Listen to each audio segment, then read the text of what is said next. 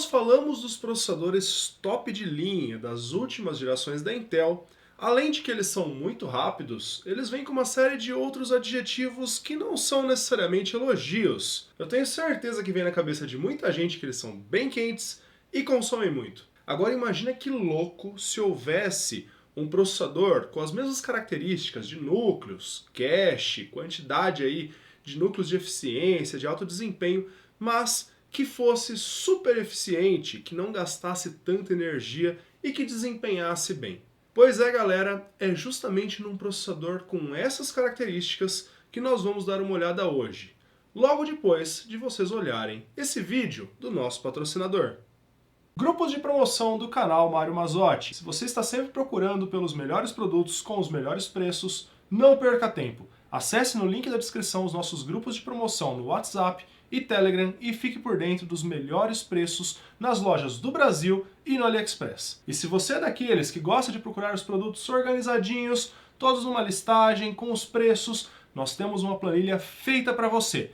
Nela vocês encontram em diversas categorias, como processadores, placas-mãe, kits interposer, Xeon e muito mais, para você buscar rápido e fácil o melhor preço. E comprando pelos nossos links, você está ajudando a financiar esse canal, permitindo que nós possamos trazer cada vez mais conteúdos como esse que você vai assistir agora.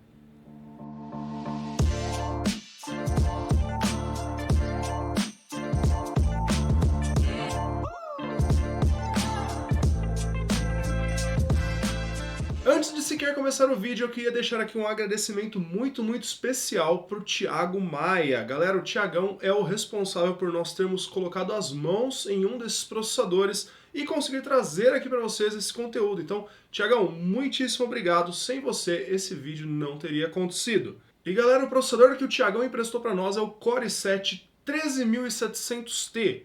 Um processador que tem nada menos do que 16 núcleos físicos, sendo 8 núcleos de alto desempenho, 8 núcleos de eficiência, um total de cache L2 e L3 combinados de 44 MB e atinge clocks de até 4.9 GHz. Tudo isso com um consumo sustentado de apenas 35 watts. É isso aí mesmo, você não escutou errado. Ele tem um consumo limite que dura poucos segundos de 106 watts e depois disso ele cai para apenas 35, um consumo digno de processadores de notebook. E galera, o Core i7 13700T não é o único processador da linha T da Intel. Essa linha ela é voltada a processadores com consumo sustentado baixo, justamente para serem utilizados em máquinas com fins comerciais e até mesmo industriais, as quais muitas vezes têm restrições grandes de fluxo de ar e dissipação de calor, além obviamente do próprio consumo. O triste desses processadores é que infelizmente não dá para você ir ali na loja de processadores e comprar ele, afinal de contas essa linha ela é mais voltada a integradores, como Dell e Lenovo, que atendem esse público mais comercial e industrial. Então, infelizmente é um processador bastante raro e o que a gente pode fazer é torcer para conseguir encontrar alguns produtos como esse, lá no AliExpress e em outras lojas de usados, que às vezes o pessoal tira dessas máquinas porque a placa-mãe falhou, a fonte queimou, qualquer coisa assim, e acaba vendendo eles à parte. Mas não deixa de ser um produto muito curioso, porque afinal de contas, muita gente já sabe que os processadores da AMD são mais eficientes do que os da Intel. Mas será que a Intel consegue fazer com que os processadores deles sejam eficientes de alguma forma? Bom, o que é e como que esse processador foi concebido para ter esse consumo tão baixo? Galera, é importante que vocês saibam que com 35 watts, e melhor, até com 106 watts, o Core i7 13700T ele não desempenha o seu máximo. Não dá para você alimentar todos os 16 núcleos físicos, sendo que os 8 P-cores eles rodam a 4.9 GHz. Não é possível alimentar todos eles com apenas 35 ou 106 watts. Ele, se o seu consumo for liberado, atinge níveis de desempenho mais altos. Porém, o fato é que ele é feito para ser um processador de alta eficiência. E desse modo, os dies, os núcleos desse processador, eles são binados, eles são selecionados para serem versões que conseguem trabalhar com tensões, voltagem mais baixa, e desse modo consegue atingir um nível de consumo menor e eficiência maior. Até porque o consumo ele é diretamente ligado à tensão da CPU. E quanto mais tensão, quanto mais volts a CPU trabalha, muito mais ela consome. Por conta disso, esse é um processador que ele não tem o foco em atingir clocks altíssimos e sustentar esses clocks em todos os núcleos, mas sim entregar uma experiência interessante na situação de restrição elétrica. E é justamente isso que nós vamos avaliar nos nossos testes hoje. O quanto que essa restrição impõe de penalidade de desempenho no Core i7 13700T.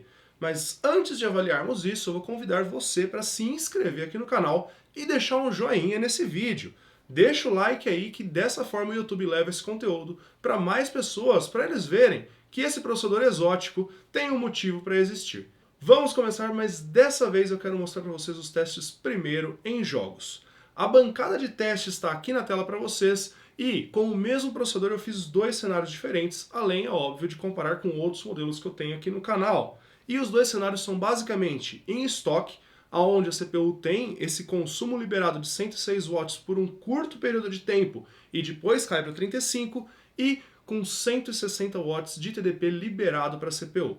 Acreditem, esse processador ele não atinge esse consumo alto, mas foi um número arbitrário que eu escolhi e coloquei lá na BIOS da placa-mãe só para nós vermos o que ele é capaz de fazer quando não tem restrições elétricas impostas a ele. Pois bem, o primeiro jogo que eu trago para vocês é o de sempre, é Shadow of the Tomb Raider.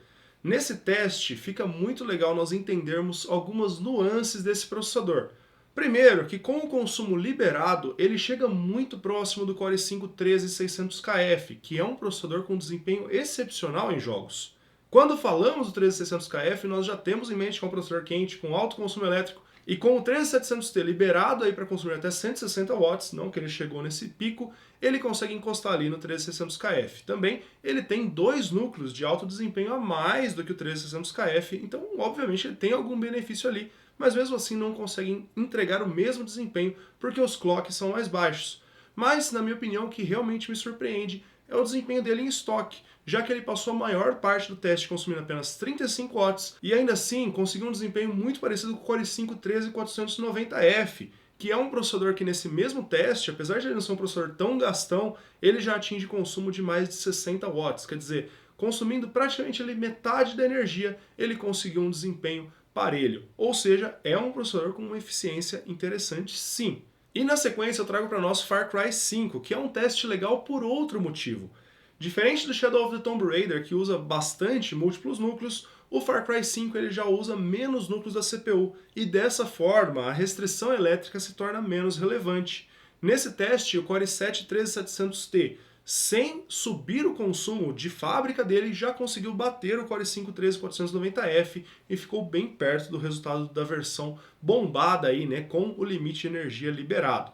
Ainda não é o suficiente para bater o Core i5-13600KF, mas sem dúvida é um resultado muito sólido para um CPU com um desempenho tão alto, né, mas consumindo tão pouca energia. Forza Horizon 5 é mais um jogo que o desempenho ficou muito parecido com o que nós vemos em Far Cry 5. Mais uma vez, o Core i7-13700T, mesmo sem aumentar o seu limite de consumo, conseguiu bater o Core i5-13490F, consumindo bem menos energia e entregando um desempenho um pouquinho superior. Liberar o consumo trouxe algum percentual extra de desempenho, aí, especialmente no 1% low, mas não foi uma mudança tão considerável se nós formos pensar que essa CPU é voltada para esse foco de consumo baixo. Ela entrega um desempenho bastante surpreendente. Também foi surpreendente o que nós vimos em Metro Exodus, que é um jogo de campanha mais focado em gráficos e que acaba pesando mais para a placa de vídeo. Apesar de ele nesse teste ficar um pouquinho abaixo do 13490F, ainda é um resultado muito sólido e ficou apenas 6% abaixo do próprio processador com o consumo liberado. Então, muito FPS para muito pouco consumo. Agora, um jogo que me surpreendeu bastante foi Rainbow Six Extraction.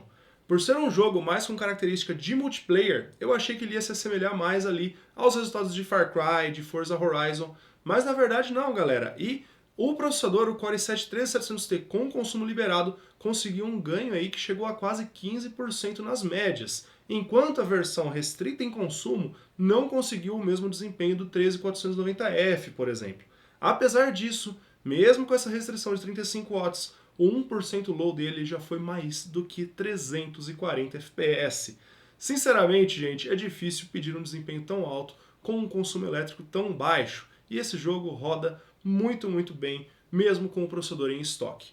Bastante legal ver esse resultado, E o jogo que menos se saiu legal é o próximo que nós vamos falar agora, que é Cyberpunk 2077. Cyberpunk tem justamente a característica que é o calcanhar de Aquiles desse processador. É um jogo que utiliza muito os múltiplos núcleos do processador. Com tanta coisa acontecendo simultaneamente na cidade ali durante o benchmark, acaba utilizando bastante de múltiplos núcleos, bem mais do que Shadow of the Tomb Raider ou Rainbow Six Extraction. E é aqui que nós temos o Core i7-13700T com o menor resultado de todos que nós tivemos até agora. Nesse teste, ele não conseguiu nem empatar a média com o Interposer Core i9, que é aquele processador de notebook adaptado numa placa-mãe vendido lá na China, sequer chegou no resultado dele ou do Core i5-12400F. E o motivo para isso, gente, é muito simples. Com tantos núcleos em atividade, a quantidade de energia não é suficiente para manter esses núcleos com o clock alto, e desse modo só resta a CPU reduzir o clock. Apesar disso, mais uma vez é um jogo que 1% low já foi perto de 110 FPS, e eu tenho certeza que muitos de vocês aí simplesmente não rodam Cyberpunk com FPS tão alto assim, nem na média. Mas, quando liberamos o consumo do Core i7-13700T, ele atingiu cerca de 23 a quase 26% a mais de desempenho nas métricas, colocando ele ali muito mais próximo, por exemplo, do Core i5-13600KF, indo para o segundo lugar nos nossos gráficos. E agora, para fechar, né, só para consolidar um pouquinho os números, nós temos a média de FPS em todos os jogos testados. E, basicamente, o resultado que nós temos aqui é o consolidado, é o que nós já vimos antes. Nós temos o 13700T com seu consumo bloqueado em 35 watts, batendo aí o Core i5-12400F, ficando um pouco abaixo do 13490F. Agora, quando o consumo é liberado, né, para atingir até 160 watts, apesar de ele não fazer isso em jogos, aliás, em nenhum cenário, mas principalmente em jogos, ele teve um ganho aí de cerca de 12,3% a mais na média de FPS nos jogos. Isso coloca ele acima do Core i5-13490F e, apesar de não ser tão próximo assim, ele chega um pouco mais perto ali do Core i5-3600KF, que é um processador muito parrudo para jogos. Agora, beleza, nós temos um processador que ganhou 12% a mais de desempenho só fazendo um pequeno ajuste de BIOS, mas isso colocou ele um pouco fora, né, daquilo que ele foi criado para ser, que é um processador de eficiência. Mas quando nós olhamos os resultados dos jogos, não parece tão impressionante. Pô, um Core i7 desempenhando menos do que um Core i5, né? O que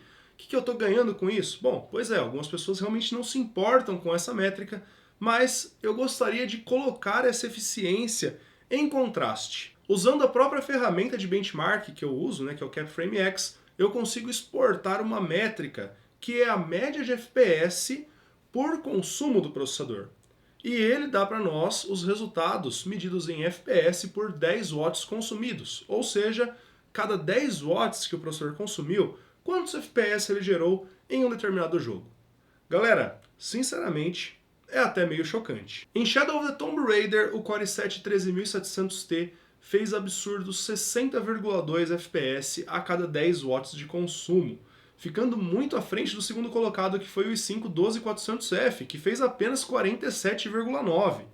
Esse resultado representa um ganho de quase 100% em relação ao próprio 13700T com o consumo liberado, e é mais do que o dobro do que o 13600KF gera por watt consumido. Percebem, pessoal, como que esses processadores topo de linha, eles estão fora da curva de eficiência deles? A Intel força a mão no clock para ser competitiva com a AMD para ficar no topo das barras. Mas, se eles precisassem mesmo de um processador de eficiência, eles teriam excelentes processadores. Eles só não precisavam subir tanto o clock, que o processador ia desempenhar super bem com um consumo muito mais interessante do que esses processadores top de linha realmente consomem.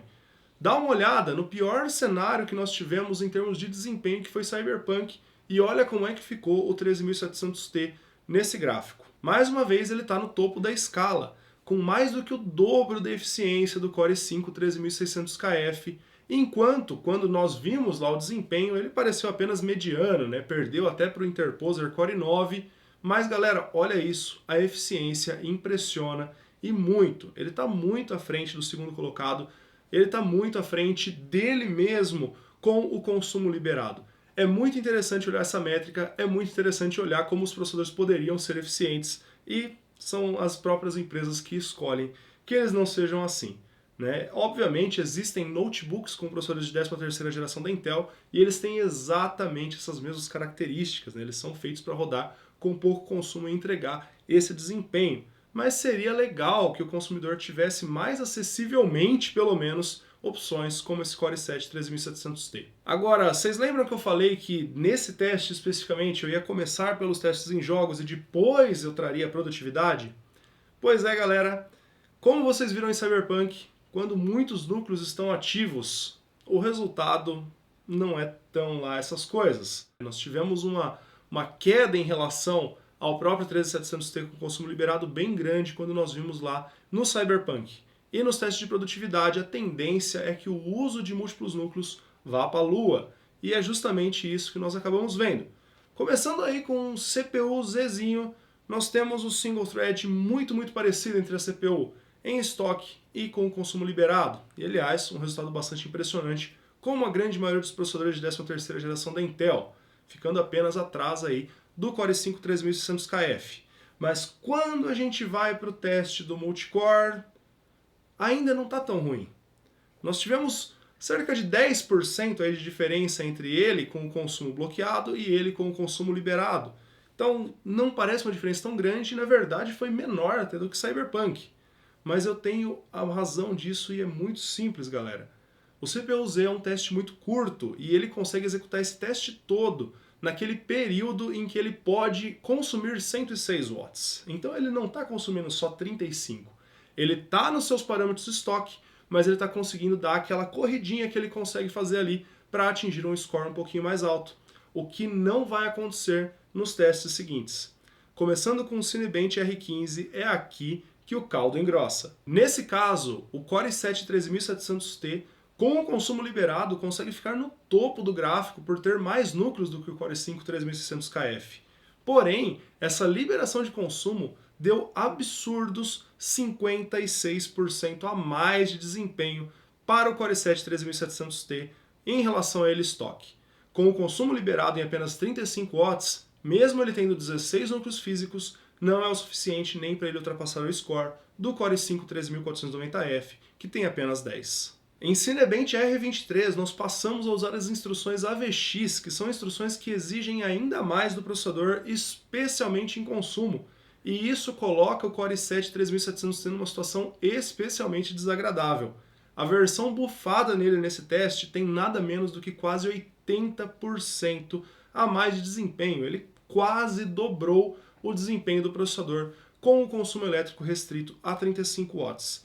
É óbvio que esse é um caso bastante extremo, mas para quem às vezes está pensando em comprar um processador desses especificamente para produtividade, muitas vezes vai ter esse cenário de desempenho e não aquele que nós vimos quando nós olhamos para os jogos. E esses resultados de 50%, 75% a mais de desempenho quando libera o consumo acabam se repetindo em todos os testes da suíte do Blender e também no V-Ray, que eu considero para as nossas análises. Quando eu coloco para vocês uma média dos resultados de produtividade, fica claro que apesar da alta eficiência, o Core i7 3700T não é tão interessante nesse cenário. Ele ficou ali no empate técnico com o Core i5 3490F, o que é bem legal, né? Já que em jogos ele não conseguiu esse empate, mas o Core i5 13490F não é especialmente bom para produtividade. Quando a gente olha, por exemplo, o resultado do 13600KF, em produtividade ele tem uma margem muito grande em relação ao Core i7 3700T. E o próprio Core i7 3700T com o consumo liberado, então, abre mais de 50% de margem na média de produtividade. O que não quer dizer que ele não é um processador eficiente. Mais uma vez, né, a eficiência é o foco desse processador. E olha que legal isso daqui, galera. Rodando o Cinebench R23, apesar do Core i7 3700T com o consumo liberado ultrapassar aqueles 106 watts, ele fica ali com um consumo máximo na casa de 127 watts. Esse consumo é bem baixo, gente, comparado com os outros processadores da Intel, especialmente os da linha K. O Core i5 13600KF atinge um consumo de mais de 190 watts no cenário estoque dele. E, mesmo assim, ele faz um score mais baixo do que o Core i7 3700T com o consumo liberado. Observem como eficiência é um tema complicado. Ok, o Core i7 13700T teve uma eficiência excepcional em jogos com consumo bloqueado de 35 watts. Em produtividade, talvez não tenha sido tão impressionante assim, mas quando nós liberamos o consumo em produtividade, ele não saltou para um consumo tão alto. Ele foi cerca de 3,6 vezes mais consumo, né, 127 watts, mas com esses 127 watts ele conseguiu bater o Core i5 13600KF, que consumiu 192 watts. Isso são cerca de 5 vezes e meio o consumo original do 13700T, mas muito mais do que isso, são cerca de 50% a mais de consumo do que o 13700T usou com o consumo liberado para produzir um score ainda maior. Olha que interessante. De fato, o processador ele tem uma característica de eficiência muito interessante quando você não tenta explorar todos os limites possíveis dele, como a Intel vem fazendo. Como que ele ultrapassa o 13600KF? Por ter 2 núcleos de desempenho a mais. Mas por ter esses núcleos a mais, mesmo com um clock relativamente mais baixo, ele consegue ultrapassar o desempenho do i5. E com esse clock relativamente mais baixo, ele consegue trabalhar com um consumo bem mais baixo. E a conclusão, galera, é meio que essa, né? Não tem uma conclusão. Eu gostei desse processador e eu adoraria ter um processador como esse na minha coleção. Infelizmente eu não posso nem falar que eu vou roubar do Thiago, porque esse aqui não é o processador de verdade. Isso aqui na verdade é um Celeron G6900. Mas assim, né, se fosse o 13700T, o Thiago talvez teria perdido a essa altura do campeonato, mas não é o fato. Ele já tá usando o processador e tá adorando, galera. E eu, no lugar dele, também estaria felizão, porque ele conseguiu por um excelente negócio aí, um processador muito rápido. E se você dosar o quanto ele consome de energia, ele consegue ser bastante frio. É óbvio que você pode fazer ajustes de consumo e tensão em qualquer processador da Intel. E muitas vezes você consegue atingir um nível de eficiência muito parecido com esse do 13700T. Mas nem todo die, nem todo processador consegue atingir tensões tão baixas e às vezes rodar com os clocks na mesma margem que esse processador roda, com o consumo liberado apenas em 35 watts. Existe uma calibragem feita lá na Intel com relação a esse processador que depende da binagem da CPU, que depende de uma seleção de dies que são mais dispostos a trabalhar com tensões mais baixas e dessa forma serem mais eficientes. Mas, de certa forma, é possível replicar esse tipo de resultado reduzindo o consumo ali manualmente do processador. Quanto ao Core i7 13700T, ele é um processador muito divertido. Imagina um build mini ITX com um processador tão eficiente como esse, rodando em estoque mesmo, só para você ter um HT-PC ou talvez um PCzinho portátil para você levar na sala para jogar de vez em quando. Galera, esse negócio desossa um PlayStation 5 ou um Xbox Series X se você colocar a GPU certa nele. Então, putz, que processador divertido. Eu gostei muito da experiência. Só tenho a agradecer aí ao Thiago por ter emprestado esse CPU para nós. Infelizmente, não é um processador que você acha fácil para vender. O que nós podemos fazer é ficar de olho ali no AliExpress e ver se aparecem uns usadinhos para comprarmos. Só um adendo, no AliExpress tem para vender alguns modelos desses processadores da série T de engenharia, só que não é uma boa ideia comprar eles, especialmente se você quer usar para jogar. Desde os processadores da linha de 12ª geração da Intel, todos os modelos de engenharia vêm com um slot PCI Express da placa de vídeo desabilitado direto no processador, e desse modo acaba inviabilizando você de utilizar uma placa de vídeo externa. Então, fica a dica aí, tem muita gente aí falando sobre o Core i9 13900T que está disponível à venda no AliExpress. Infelizmente, não é uma opção tão legal quanto parece. E bom, esse é o conteúdo que eu tinha para vocês hoje. Mas antes de me despedir, vou convidar mais uma vez para vocês entrarem no nosso grupo de promoções. Nós temos grupos no Telegram e no WhatsApp. Também deixar um joinha aqui nesse vídeo e se você não for inscrito, considere se inscrever no canal, assim você nos ajuda a construir mais conteúdos como esse. Galera, vou ficando por aqui, até um próximo vídeo, valeu!